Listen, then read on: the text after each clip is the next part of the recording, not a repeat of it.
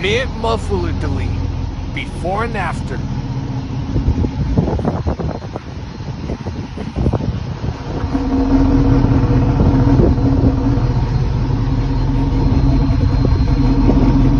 Yes, sir.